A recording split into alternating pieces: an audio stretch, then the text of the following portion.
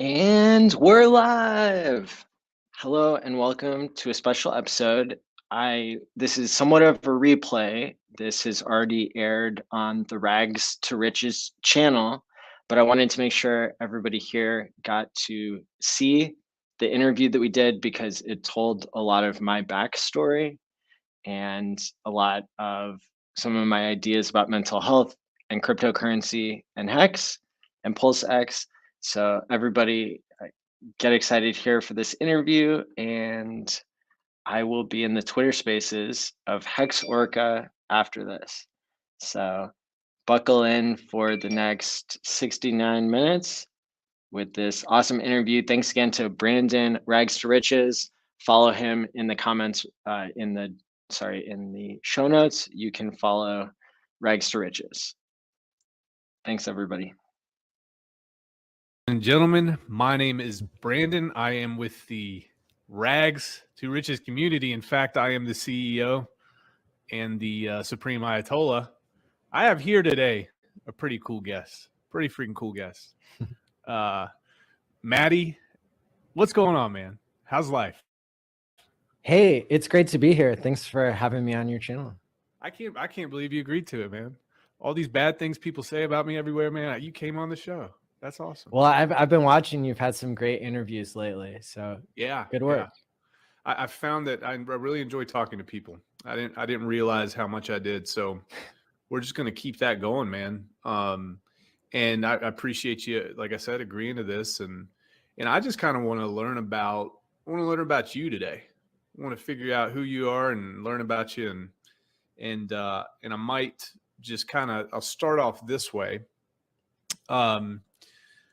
Tell me about who you were prior to getting in crypto. What were you all about, man? Take me back a little bit. So let's see, how far back should we go? So I was trained in neuroscience and psychology. Okay. And so my thing was always, I couldn't decide whether I wanted to be a researcher or a therapist. Okay. And actually help real people directly versus collecting data, analyzing it, and being involved in that side of things. And so economics was always a hobby for me. I took a course in college that was really motivating and exciting. I think I had a really good teacher for that. And so I learned about the scarcity of gold in my economics class and supply and demand. Yeah. All that good kind of stuff. And so that was kind of my background before crypto. Okay, so let's take it back a little bit further. What made you interested in neuroscience, and what made you, like, from a childhood perspective, was that something always that was on your mind, economic, like that type of thing, or where did that come from? Yeah, so I think I always knew that I wanted to work with people. I always wanted to be involved with the mystery of the mind. And that's what psychology is the study of all things mental. So yeah. I knew that I would have to do research in order to pursue a clinical career and have that as part of my background. But a lot of people, they would switch it up later on and be all clinical. That's how most practitioners are. And so for me, I got a taste of a lot of things when I was getting research experience in undergrad. I worked in a neuroscience laboratory, and we studied how to help people quit smoking and studied their brain waves and paid them money to quit smoking tobacco cigarettes. How did that go? So this is, I think, fascinating. Yeah. People have a better success rate at quitting if they're paid $1,000 on top of whatever method they're using. So people can use a patch or a pill, or they can get counseling, or a combination of all those. Learning how to get, to avoid their triggers and that sort of thing. But yeah, if you pay people $1,000 on top of all that, then the results are even better. And so, is that because they feel more accountable to the program? They feel like people are paying them. So, like, what was the conclusion? Yeah. So people like bonuses. People like getting paid to do things. That's the premise of working, right? Yeah. And so money is useful. But in terms of actually quitting a substance, it turns out that paying people to quit is way more effective than talking to people about quitting. So in all of psychology, the strongest effect size, it comes from contingency management as an intervention, which is paying people to quit hardcore drugs, paying people to, get off the couch and move, that sort of thing, actually has a stronger effect size than counseling does. And so in the case of people quitting smoking, they were getting $500 to get their brainwaves measured and to, decide which experimental group they were in, to see if they would get a placebo patch or a real patch. But then they would get a $500 bonus for remaining smoke-free during the days that they committed to. And so it was interesting, especially because if you think about it, well, not everybody knows. Most people who smoke want to quit smoking. Sure. But they don't know how, or they've tried and it didn't work out. And kind of the thing that, so a lot of people want to quit, but it's interesting to me that people will pay thousands of dollars a year as a part of their habit to buy tobacco cigarettes, but then it's only $1,000 or $500 that could help them quit. But it would have to come from somebody else, not from themselves. Right. Because people's mental accounting doesn't really keep a total, like, oh, just because I saved $500 on cigarettes or $1,000 doesn't mean it's going to motivate me to quit. But so the way that we arrange incentives changes people's behavior. And so that's going to be pretty key in maybe some other questions that you're my mind just blossomed into 1,000 different directions, and I can see that coming up, I think. Let me ask you this, like what makes you feel inspired, and what makes you feel like your best self? That's a great question. One thing that I learned when I was working as a community mental health therapist for 7 years, it took me like 2 or 3 years before I realized I could practice what I preach. And I would say that definitely makes me feel like my best self is when I'm practicing what I preach. So when I used to do group therapy and I would tell people, for example, about taking vitamins, making your nutrition right, and how, your physical health is your mental health in some ways. And so when I started taking omega-369, which is just fish oil, it like changed my life. Something in my brain clicked, and I could understand it from a neuroscience perspective, how the fish oil is insulating the electrical wires in my brain. 25% of the weight of your brain is supposed to be electrical wires, like the insulation for them. And, but a lot of people, even in America, a lot of people are low on omega-3. And so it's no wonder that people have so much difficulty changing their behavior these days and like acting right and feeling like they're getting ahead in life if our brains aren't being, if the electrical wires in our brains aren't being insulated. And so I got a chance to like teach that to a lot of people. I did it myself. I had my aha moment, and now like it's easier for me to be my best self because I practice what I preach. I extracted a lesson from that experience. And now if I recommend exercising, I exercise. Yeah. If I recommend like, things to increase your financial health, then I practice that myself. So do you think that a lot of the problems that we see across Western culture, do you think that those are a large part of them, maybe nutritional deficiencies or issues? Is that kind of what I might be hearing? So way more than gets credit for. Like I think for me, it was shocking to see how many people's lives changed from taking something that's $5 a month from your local grocery store. Like, I'm not here to shill you Maddie's brand of omega-3, you know, maybe next year or something. But at the end of the day, I got to see people, because I was working with very low income individuals. People making less than $15,000 a year are the ones who qualified for the community mental health clinic that I worked at. And really, I got to see people, two or three people actually, went from being homeless to getting straight A's in college their first semester. And at least one of those people didn't make the change for a long time. So I saw this client in the mental health clinic for like 6 months before they started taking omega-3. The other two did it immediately. And so I got to see these people's lives change, and hundreds of other people as well.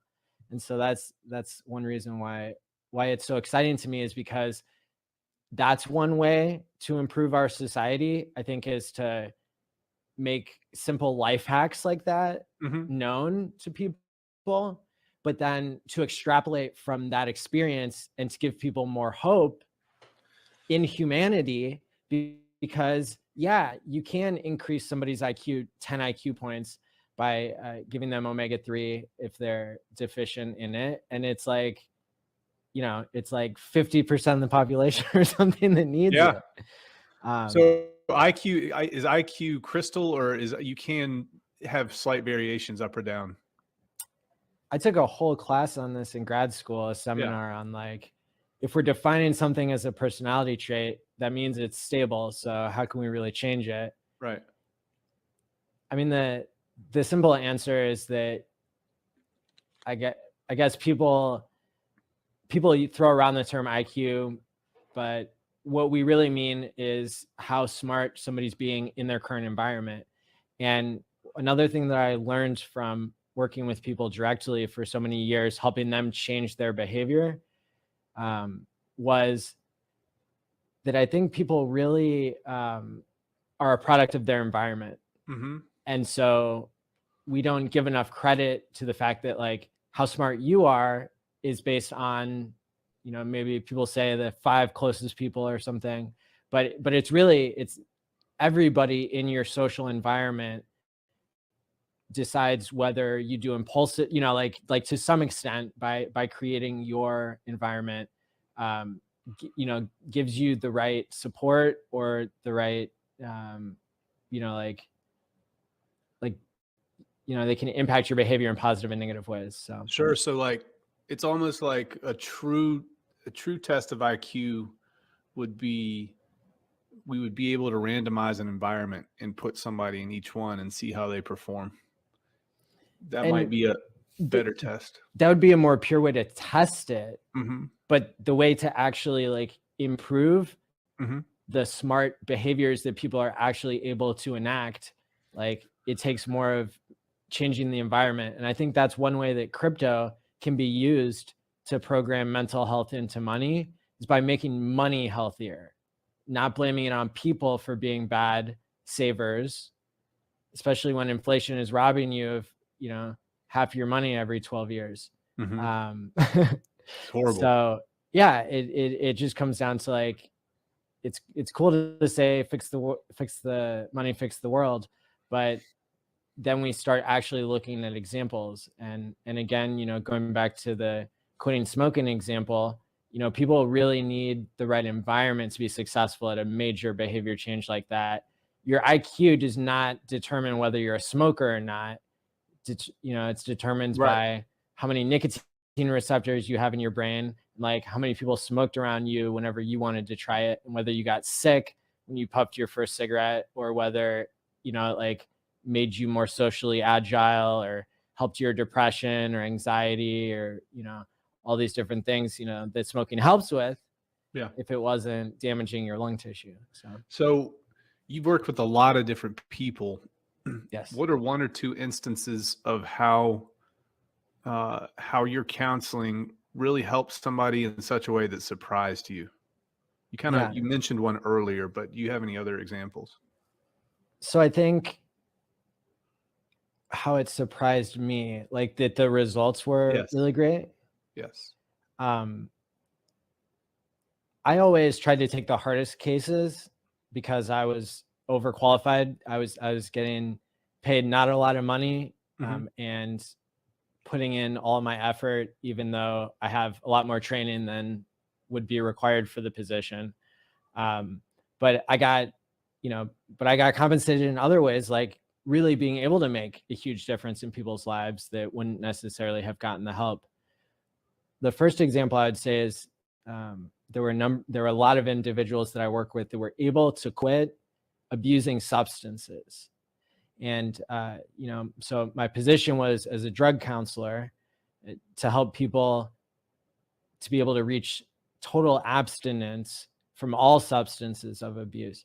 When you actually look at how most drug clinics work, they only care about the substance you came in for. So if you quit heroin, but you develop a cocaine addiction, then they still think that they're successful in some way. But the root of the addiction is not based on the substance always. It's based on more general systems in the, like, your reward centers, your ability to delay gratification. Like, people will use whatever. And I mean, so for example, even when somebody quits, let's say alcohol, and they start using a lot of caffeine, they start pounding energy drinks all the time, then like, I wouldn't consider that a total abstinence, because they're using way more caffeine than they used to, because caffeine can give you a heart attack in a few years if you're doing too many grams of it per day. And so like, so by sticking with somebody and actually seeing what problem solving it would take, what environmental changes would they need? New people, places, and things were usually in the mix. So helping people to quit smoking, or ultimately to quit much harder drugs that are even more harmful in the short term, meth and heroin were big ones. And so that was one way that people really surprised me and taught me a lot. And another way was actually when it came to healthy relationships. So I taught a group counseling class for 2 hours every week on healthy relationships. And I was able to integrate information from lots of different disciplines. And that's another area where it really surprised me and got me excited, by seeing how people are approaching the loneliness factor in their life, how people are approaching the relationship with themselves. So one of the takeaways that I had from teaching that group that I would tell people, a nice soundbite, is if you want to have healthier relationships with other people, the first step is to have a healthier relationship with yourself. And that occurs through two starting points. One is walking the walk, and the other is talking the talk. And so when you walk the walk, you're practicing self-care. And when you talk the talk, you're practicing self-esteem.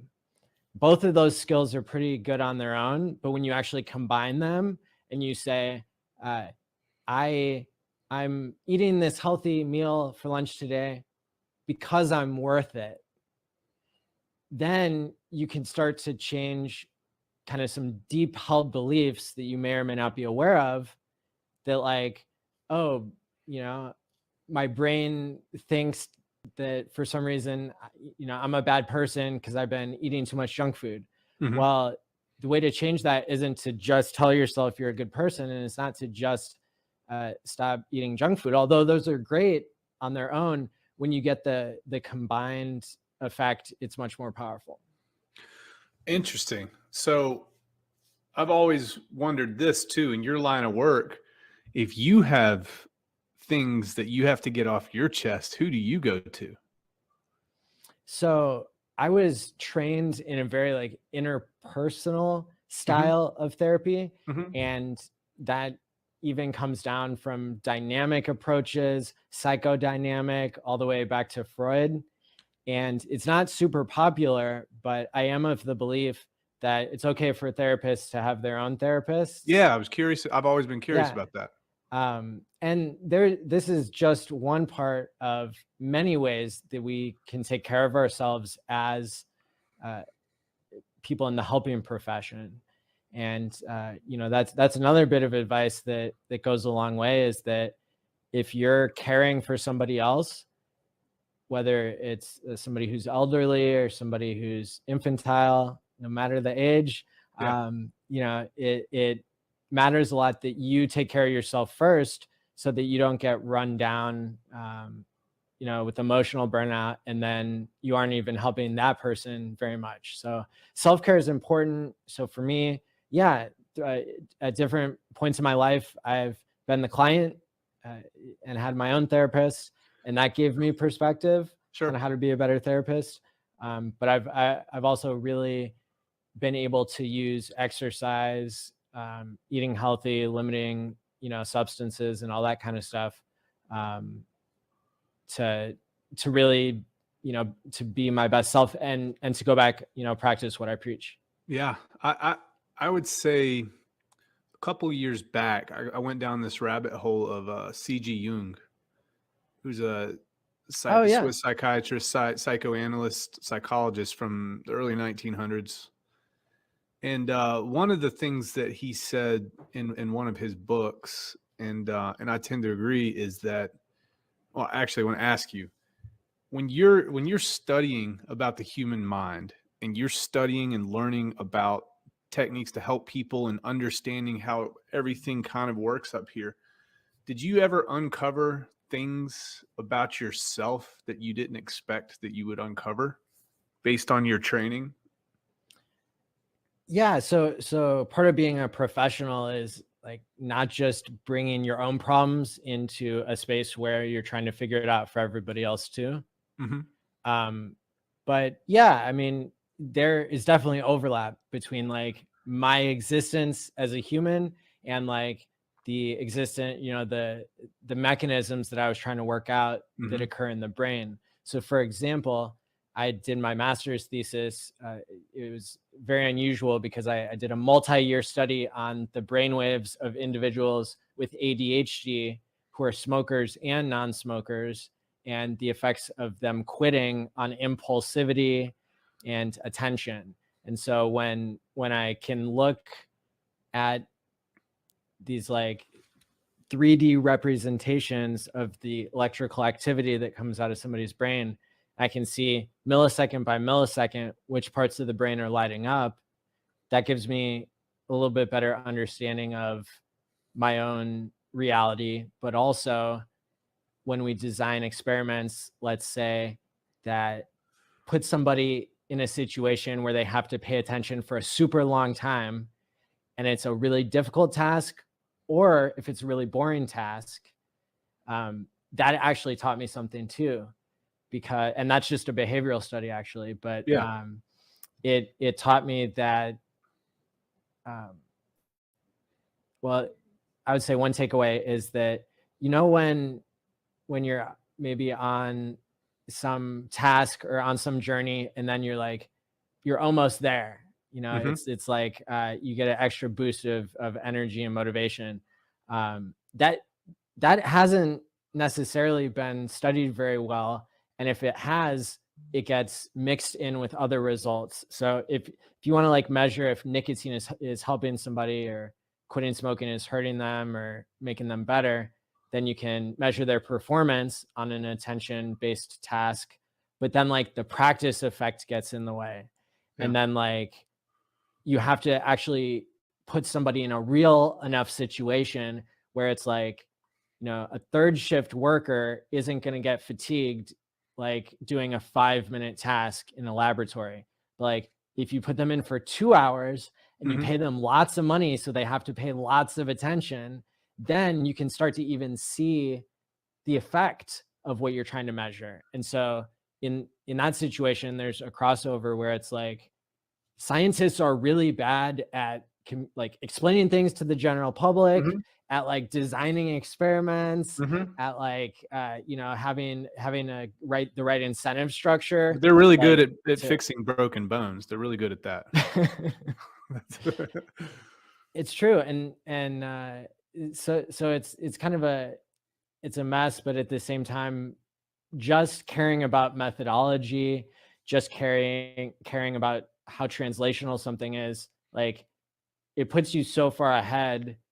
And then that's another overlap between my professional, history and my crypto career now, is that I appreciate being on the cutting edge of things. I appreciate like getting to work with the coolest technology, like being able to work with brainwave technology, and be able to write my own code for how to analyze it and come up with new methods of how to present the experiment in the first place. So that really translates to what I'm doing now, which is, communicating to people on YouTube, understanding game theory to a deep level. So apart from Hex, if you could have a billboard in a city that had the highest amount of traffic imaginable, and everybody would drive by this billboard, what would you put on that billboard? Not crypto related. Take Omega 369. So we're going to put a link in the description for some Amazon Omega 369s. Is that right? Awesome. Oh, that'd be great. Sweet, man. So let's ask this. Okay. So you've got all this information, you got all this knowledge, professional training, etc. All right. And you get into crypto. Talk to me pre-Hex crypto. What does that look like for you? So I heard about Bitcoin here and there. I even read about the Ethereum DAO in The Economist magazine back in 2016. Okay. I would say 2015, somewhere in there. But I didn't take it seriously until the price of Bitcoin crossed the price of gold. So that's when gold was about 2,300, 2,500, and Bitcoin was for the first time approaching that and going over that. Also around the same time that they're finalizing what needs to happen for the fork, where it'd be a hard fork between Bitcoin Core and Bitcoin Cash. And so that's when I started paying attention to Bitcoin. I bought a little bit and then really got involved. It was a hobby that really got me excited. And so I started importing miners from China and importing I heard you guys talking about that the other day on your channel. I was reselling them on eBay, like just everybody was. I wrote absurd amounts of money.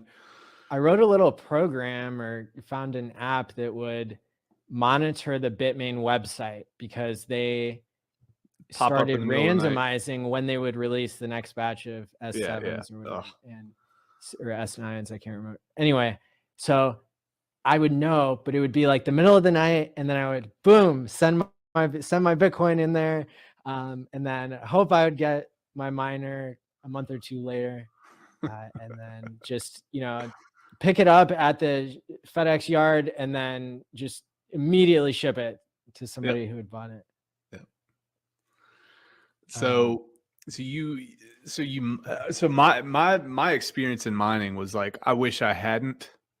I mean, I was thankful for the experience, because it did teach me a whole lot of technical things that I wouldn't have learned otherwise, just about, SHA-256 and just all sorts of things. But so you kind of agreed with me when you said that you wouldn't have gone the mining route. You would have maybe invested your money instead. So I actually never did mine, other than testing out some cloud mining to know how that worked. Yeah. But it fascinated me. And I was also importing these physical Bitcoins. So it's like a partial of a Bitcoin that they used to be made by BTCC, Bitcoin China. So like Bobby Lee and all those original Bitcoiners had created their own mint, where you would have, it was something that kind of looks like this. This is a cold storage coin, but it had a hologram on the back, a sticker you could peel off, and it had whatever Bitcoin they had put in there on poker chips, basically. Yeah. And then there was also a group in Japan that was making Satori coins. And so I was following international law very closely. But I got turned off by PayPal because for some reason they thought that me selling 0.001 of a Bitcoin, in the form of a paper wallet, essentially, that was in a collectible coin that was worth much more than 0.001. That lumped me into the people who were selling a whole Bitcoin on eBay for a discount because they were up to no good. And so I've even gotten a little taste of financial censorship, which is eye-opening. It really tells me where the line is. How did it make you feel? To be honest, I knew that I knew that it could be coming because I was so abreast of the laws and of the competition and of when I searched for these coins, then what was coming up was, contracts, mining contracts, or selling actual Bitcoin and stuff like that. And so it was clear that I was just getting lumped into the wrong group. But so anyway, I had left 2 cents in my PayPal account. And if you're super old and you know what you're supposed to do when you go to a restaurant and you get really bad service, like they spit in all your food and you watch them do it. And then if you want to like really give an FU to the waitress, then you can leave just 2 pennies, a 2-cent tip. And so that's what I left the, that's what I left the government officials that were freezing my account. And cause they had, so there was this thing where I could get my PayPal account back if I signed an affidavit saying I would never do it again. And these are the PayPal, or this is the eBay people, the compliance team at eBay. So you could tell that they just broke some laws, and then the government came in and was like, hey, you have to start enforcing on these type of accounts so that you can stop money laundering. Because, the US fights their wars more with the dollar now than they do with soldiers. And they just, they restrict, they turn people on and off. And so I got turned off. But I thought it was funny. I still follow all laws very carefully. I still am allowed to use the rest of the banking sector, except for Cash App. They also, I sent Bitcoin to a mixer, which was legal back then. Now it might not be legal to use a mixer, but that's all I did. I was sending. What's a mixer? A mixer is where you can take a Bitcoin transaction or a crypto transaction and you can send it to a wallet that mixes it up with everybody else's coins. And then it sends you out something that can't be directly traced back to the origin address, which is my Cash App with my legal name, with my bank account. I believe privacy is a human right. I'm not, doing anything wrong. But before they enacted the law that said you're not supposed to use mixers, they were enforcing it on Cash App by turning people off who had sent to a mixer. Have you seen the new IRS law that's requiring banks to now report deposits of $600 or more? No, but I experienced it. It's a really, really weird situation. It's a really weird time that we're living in because we have the juxtaposition of something as liberty ridden as crypto in certain cases, and then you have these weird tides of, I don't want to use a word that's too strong, but just flavors of maybe authoritarianism in terms of economics. And just a really, really weird time that we live in. What are your thoughts on that? Yeah, I like how you put that liberty ridden. Yes. Yeah. I think so. If we zoom all the way out, I think if we think about psychology and think about economics, at the end of the day, like the humans are always trying to find better ways of doing things. Mm-hmm. And so like all of this gridlock that we're experiencing in the world, it also serves a purpose. And certain actors, certain powers to be, they benefit from gridlock more than things running smoothly. So I'll give you an example. A university might have a president or an administrator that is so high up the political ladder that they don't mind putting somebody who's really bad at their job in a certain position. And then that can limit, let's say, what happens in that department or what happens in that school.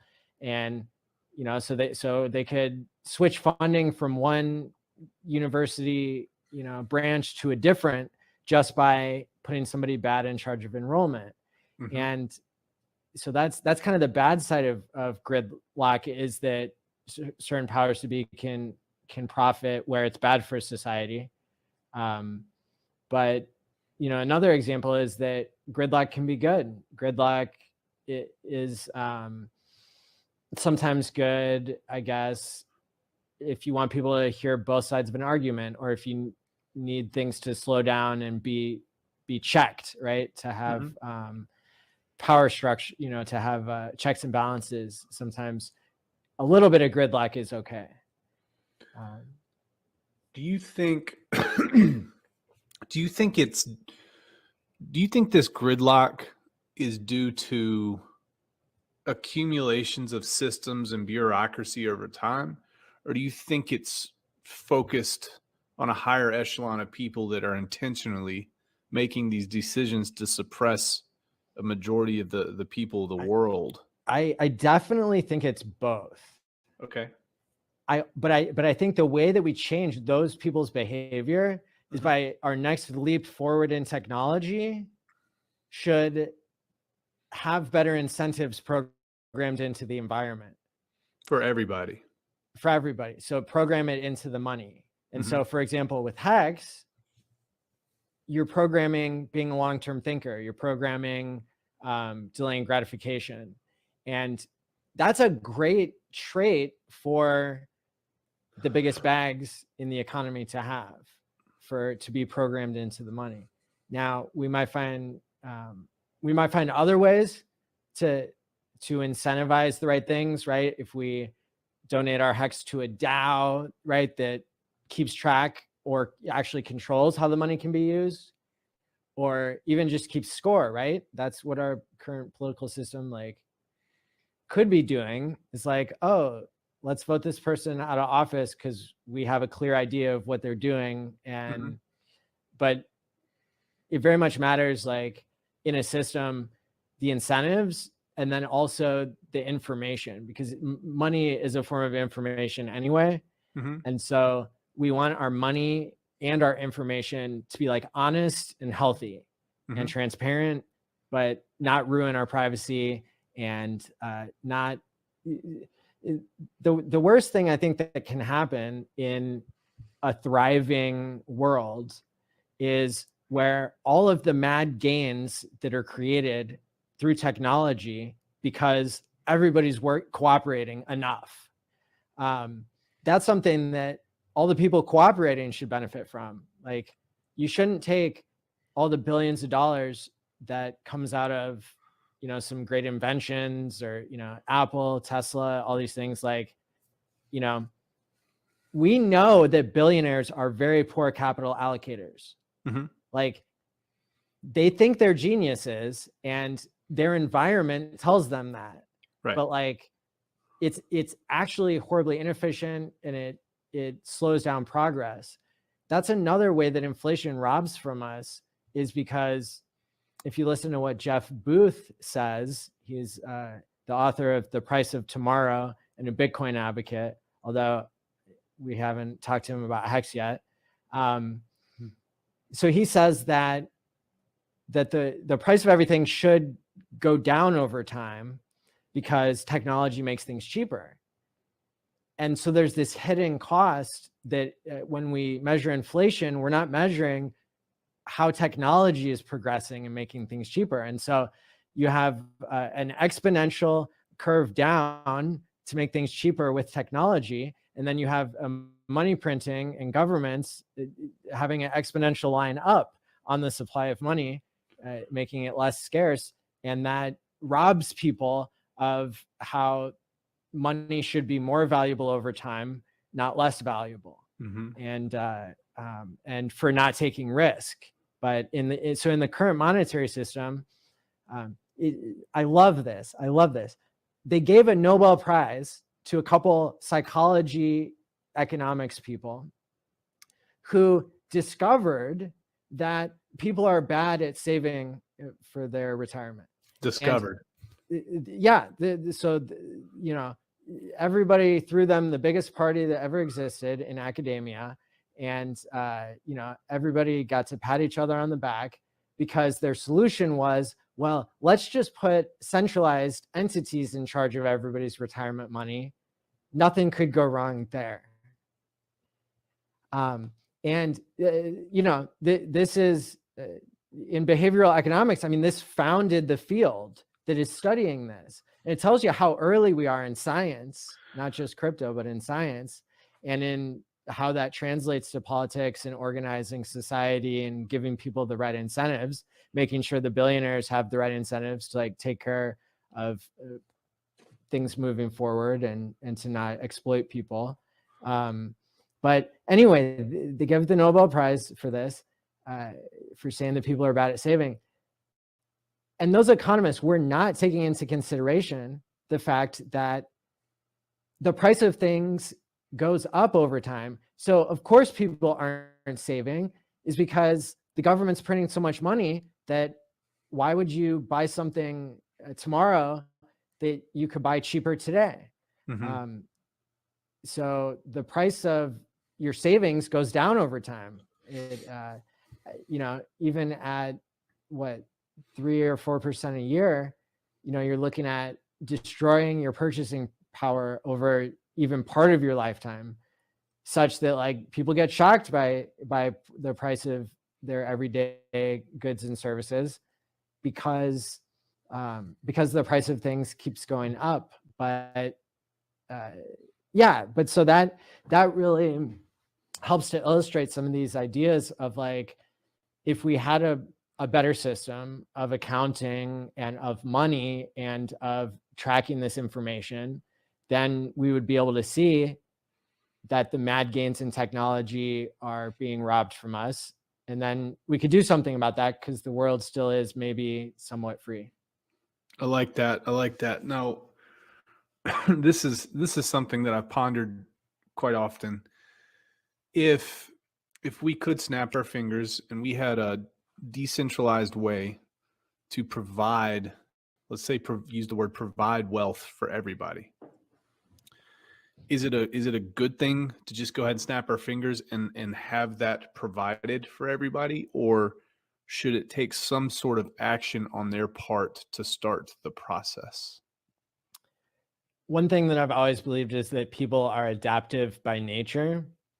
And so all we would need to do is, I think, unlock this idea of paying yourself to change your own behavior.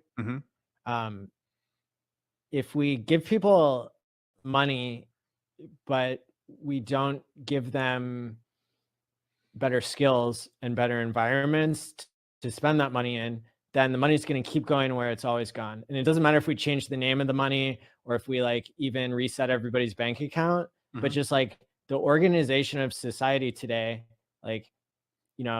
people who have the right skills and the right people around them and the right environment, and who have been lucky enough to do that, who have been able to hold on to it for one reason or another, that's not evenly distributed across society. And guess what? Getting more money, it doesn't fix your problems. At least not all of them. And that's another thing that we try to look at on my channel on Hex Therapy Live is okay, so 2,000 people who watch the show have become millionaires in Hex in the past 2 years. Like, what do we do about that in terms of making the rest of our lives that rich? My next question was, at what point did you get re-educated in crypto? I would say, at what point did I get re-educated? So my original education was probably from Andreas Antonopoulos and Safedine Amoose. I took like 4 of Safedine's courses, which were very academically rigorous, in fact. And I was in the first round of people that took his courses back when he accidentally emailed out everybody's email that was taking the class. So maybe I should hit those people up and tell them about Hex. Yeah, I mean, definitely when I came across Richard Hart, he was talking a lot about Bitcoin and was getting ready to release Bitcoin Hex. And there was a Bitcoin free claim, and I was learning about that at the time. And so that's what pulled me in, was the Bitcoin free claim and the technical challenge of that. And then, like, Richard talks about a lot of things, and that definitely re-educated me about Bitcoin and what crypto really is. And then if I want to go even another step further, I would say recently I've been reading a Medium person called Concoda. Okay. And they like frequently call out how crypto is a scam. And I think I used to be a Bitcoin maxi. Now I'm a Hex and Richard Hart maxi. Like, and looking back, I mean, is super expensive to transact. It's super slow. The learning curve is huge. Now it's just being used as a store of value, but there are a lot of really good criticisms against it. And I think that there's so much groupthink that happens. It almost takes being re-educated probably multiple times in order to really be able to have a more independent, like more integrative view of everything. What was the thing that Richard taught you that was, I guess, the most monumental in shifting your ideas and thoughts about the crypto space at large? I think like the idea that Richard says that hits me the most intellectually is about how Hex monetizes the time value of money. And when we really explore what is money and what is crypto, what is Bitcoin, it really starts to make a lot of sense that your best store of value is going to happen on chain. It's going to be provable and it's going to be immutable. And so like Hex is a better cryptocurrency and a better store of value than Bitcoin or the dollar on a long enough time scale, probably because when you time lock your money and then you can save yourself from yourself, you can commit to a savings plan and actually be incentivized to become a saver in a system that is much more healthy than the fiat system. That is what money is it's storing value over time. And there's no better way to store value over time than to commit to something on the blockchain and be rewarded to do so. Cool. So what are your thoughts on PulseChain with regards to, as a self-proclaimed Hex maxi and Richard Hart maxi, how will that affect Hex in your estimation? Awesome question. I think so. The difference is that Hex is a finished product, and it was on day one. The first time you could buy Hex through like a daily auction, it was finished. It still has not been changed. And that's as far as the code goes. Like, that matters. Ethereum changes frequently. They even have silly names for like all the different major software changes they do. Bitcoin still has a team of developers that are keeping it running. and stopping bugs and that sort of thing. Hex, it's not necessary to do that. So Hex is really the only finished product in crypto that has product market fit, that is a good form of money, a good store of value, and has the right game theory behind it, which we can talk about. But so in a lot of ways, Hex is a finished product. Everything else is a promise coin. PulseChain is, somebody was asking me, like, is PulseChain a promise coin? And we can get super technical and we can say that people still haven't been able to buy it on the free market, you know, but have been able to sacrifice for it. So that doesn't make it a security. But it also doesn't mean that the code is complete. But in a lot of ways, the code is complete because it's just being copied over from Ethereum. What really matters about PulseChain and how PulseChain matters to Hex has to do with more the user's side of things than the code side of things. It matters more in the game theory, not just the code. And that's where a lot of people, I think, who've come before us in crypto, they haven't really understood it very well. And there's a reason why people don't understand crypto very well, is because it's such a powerful thing that once you touch it, you could get the wrong information and think that you're a genius, when really you were just early and you chanced into something that got more users after you.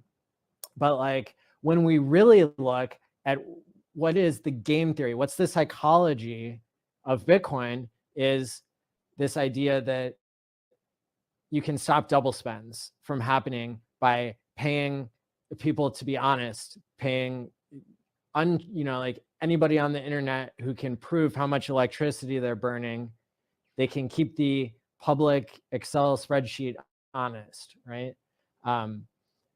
So like basically paying people to burn electricity to prove that because they're getting paid in that token of Bitcoin, they don't want to crash the price, so they don't want to let a double spend happen. And it's really easy to prevent double spends. It's like, it doesn't take billions of dollars of electricity to do that.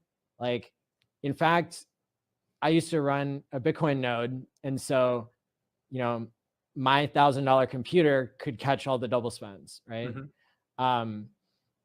But in terms of trust, how you can trust that the spreadsheet is honest, the way that Bitcoin solved that problem, you know, that made it the first. And PulseChain is going to do a lot of things that are going to be the first, just like Hex did. But Hex is also an example of people getting the wrong information, because a lot of people didn't get into it, and then they thought it was a scam because of certain marketing language that's being used, like organic marketing.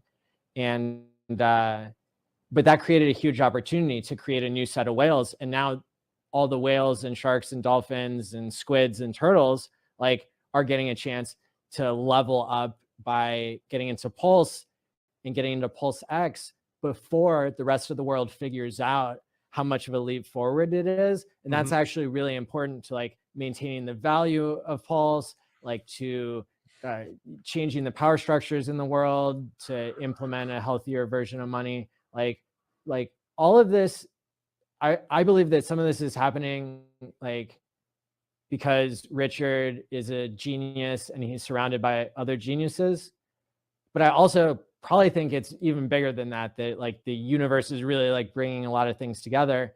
And I'm not saying that it's all going to go just right. I mean, this, you know, technology being on the cutting edge of things is, it's not a sure thing by any means. But when I look at PulseChain, it's a copy of Ethereum, but it's giving everybody a copy and then giving them something to do with it.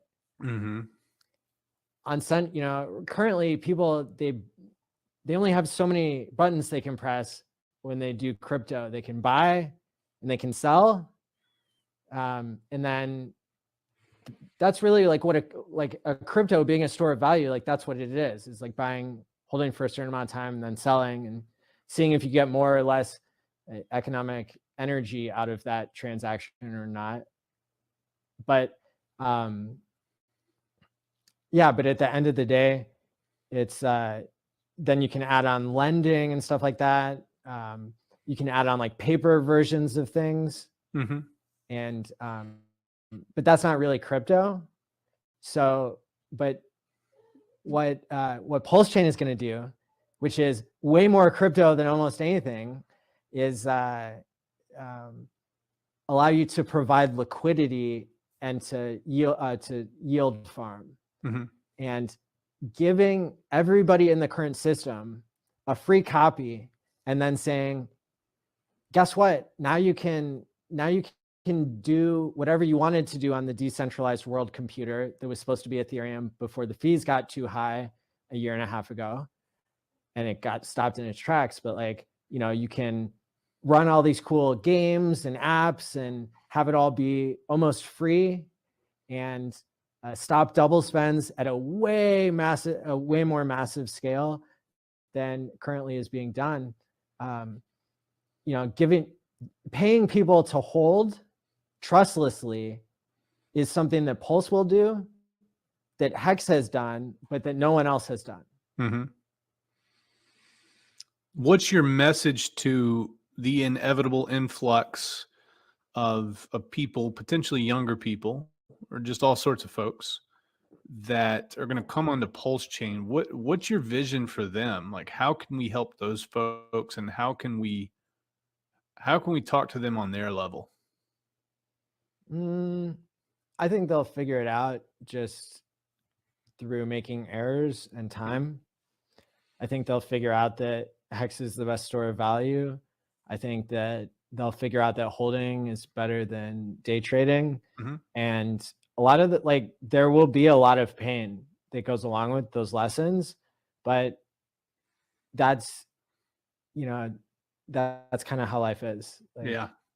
So do we adopt like a tough love mentality towards these folks, or what are your thoughts on that? Like, I think it's really cool, those who want to volunteer mm-hmm. their time and their economic energy to set good examples, mm-hmm. to be, so like, for example, and I think, you know, like, to answer that, we want to spend our mad gains on things that pay it forward. We want to use our time when we're retired to give back a little bit to whatever speaks to us, and mm-hmm. whatever we can find a compromise, you know, between the responsibilities that we take on, and like taking care of ourselves and not letting crypto be our entire life. Mm-hmm. So let me see. I thought I had a good example. Let's see.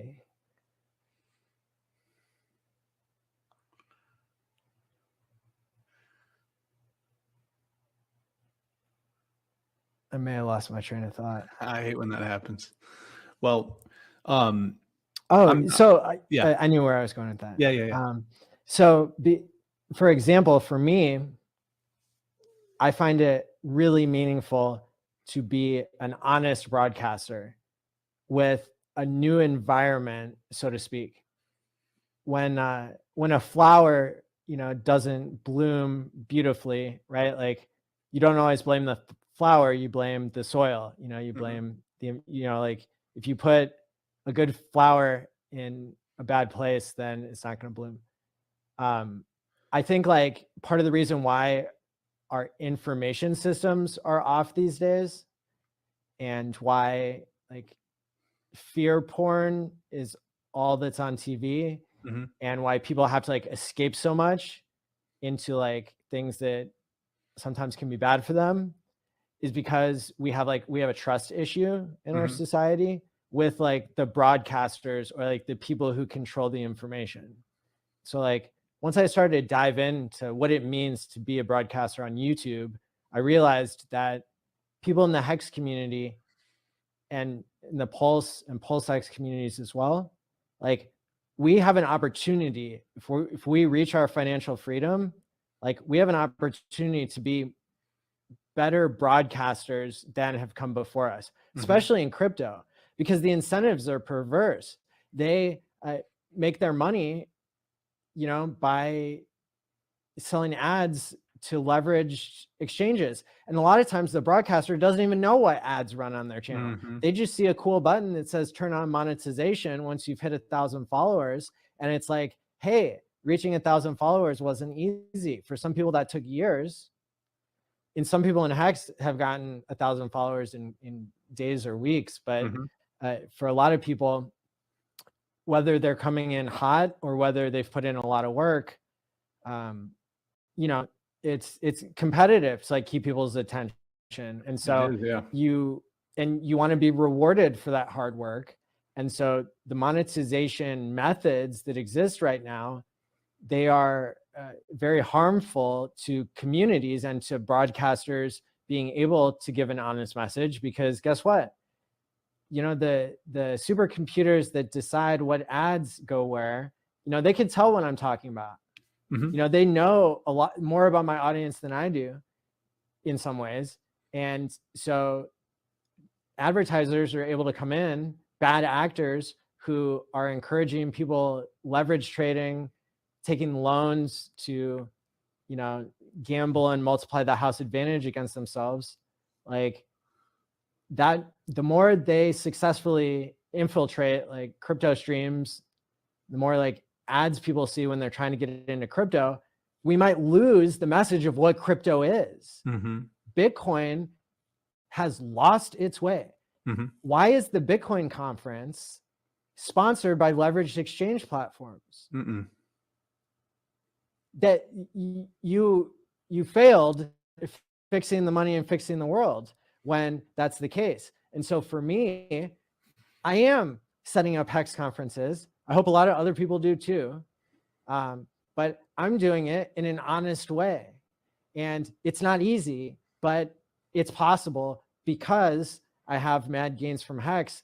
I am in a better environment to where I don't have to lie. I don't have to sell my audience to leverage exchanges.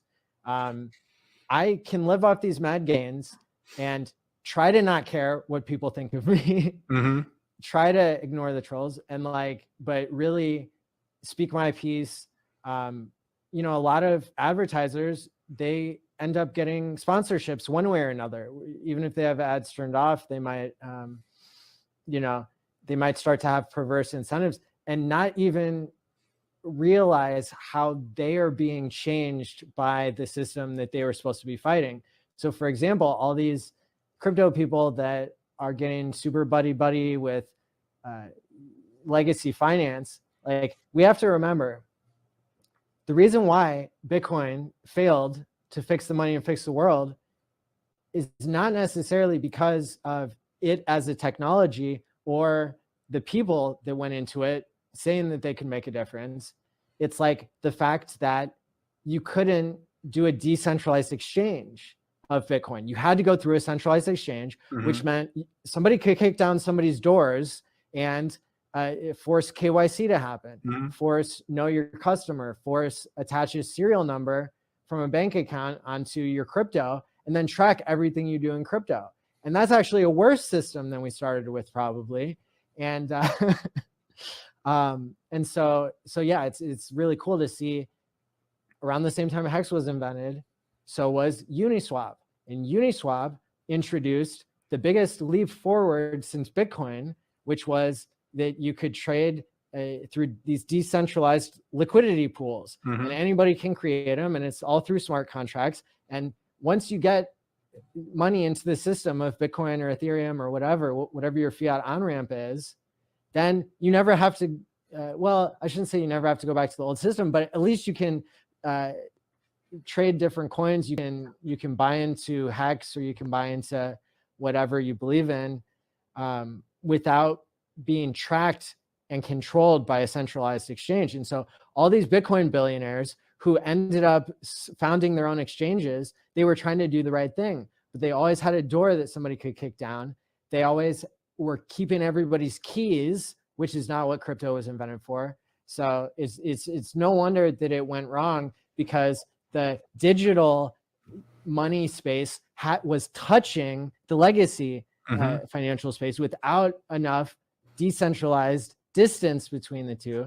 Now that Uniswap exists, it's possible. Now that Hex exists, I mean, how many Bitcoin guys were billionaires and could influence the design of something and could, there's no evidence that Satoshi was a billionaire before Bitcoin. There's no evidence. We know Vitalik wasn't rich before Ethereum, like $100 million, $1 billion rich. Richard is the first person to come along who was already a billionaire from Bitcoin and Ethereum. Well, sorry, just from Bitcoin. And then he created Hex. He worked on it for 2 years. He delayed the launch, even though it was being developed during a bubble. And he waited until the exact day that Bitcoin was at its lowest point. And that's when he launched Hex. And told everybody to buy Bitcoin at the very bottom. I bought some at like 3,500 or something. And, then we got to do this huge swing up. Then the market went down. Hex went up more. Now Hex keeps going up. So it's really cool that we're creating a new environment. And you can actually see through my examples and through the history of Hex, like why Hex could be different.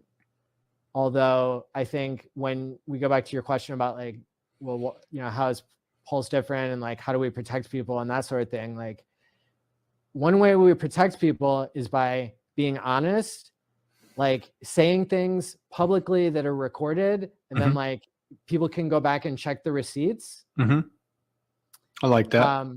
Not being afraid that like something might be unpopular, because your audience, like, do you create your audience or does your audience create you? I think through my experience on YouTube, a lot of people would end up with an audience that influences them because they keep doing something until it works. And a lot of times what works is just appealing to a broader group of people instead of sticking to your core or instead of sticking to your own message. And so in order to be popular and to get more followers and like this whole point system that it takes to even be a broadcaster is designed to favor the legacy system, to serve your audience up for you, to change who you are as a broadcaster into somebody who is doing 10-minute videos because that's what hits on YouTube, instead of taking your time to get an organic message through. We can protect people by entertaining and educating them. We can protect people by setting a good example ourselves, and by, I would say, practicing what we preach, like taking care of ourselves, is all good stuff. That was one hell of an answer, dude. Thank you. That was very well thought out. Appreciate that. I like to try to keep things as close to as an hour as we can, and I think we're right upon that. So I want to give you the opportunity to kind of talk about what you do, talk about where you are, what times you're broadcasting, and just kind of give my audience an idea that they probably all know you already, but some may not. So I do 2 shows a week that are live, and they're at the same time of day, 7:30 Central, 5:30 Pacific, 8:30 Eastern time. On Tuesday nights is Quant Gang, and that stands for quantitative analysis. And we try to understand as deep down the rabbit hole as we can possibly go with Hex. And then on Thursdays, I do Hex Therapy Live, which is usually a monologue from me or interacting with the chat to talk about how to program mental health into money, how to deal with sudden wealth syndrome, how to understand ourselves better so that we can be the best version of ourselves possible. So it mixes in mental health and crypto and Hex. So those are my regular streams. I also just finished hosting the 2nd annual hexconference.com, and we had 26 hours of content created over 4 days. We're going to do that again in person in Las Vegas on March 6th through 9th. and there are only a few tickets left. It's going to be the biggest in-person gathering of Hexicans in history. And I'm really excited for that as well. That you can learn more at hexconference.com, go to hexticket.com or hexpo.vegas. And so I'm Matty ALLin, MATI, ALLin on everything, Twitter, YouTube. So people can check me out at allmylinks.com/allin. Outstanding. Well, man, thank you again for chatting today. I wanted to get to know you a little bit better. My pleasure. And hopefully we asked some questions to kind of get a little bit better insight in who you are, what you're all about. So I really appreciate it. And you and I will be talking soon, man. Thank you so much for coming on. That sounds great. Thanks for everything you do.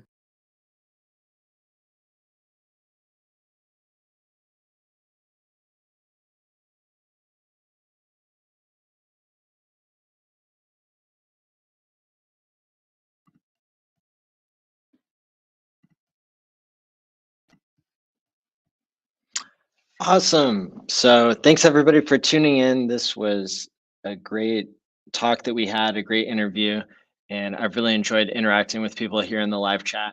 I am probably going to get a little bit of coffee and then see if there are any Twitter spaces going on. So check me out there.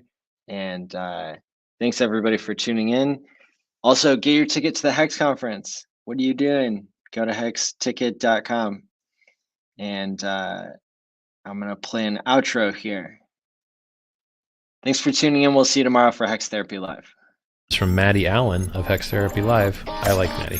Matty tries to make the world a healthier place. He's a mental health professional. He's done research.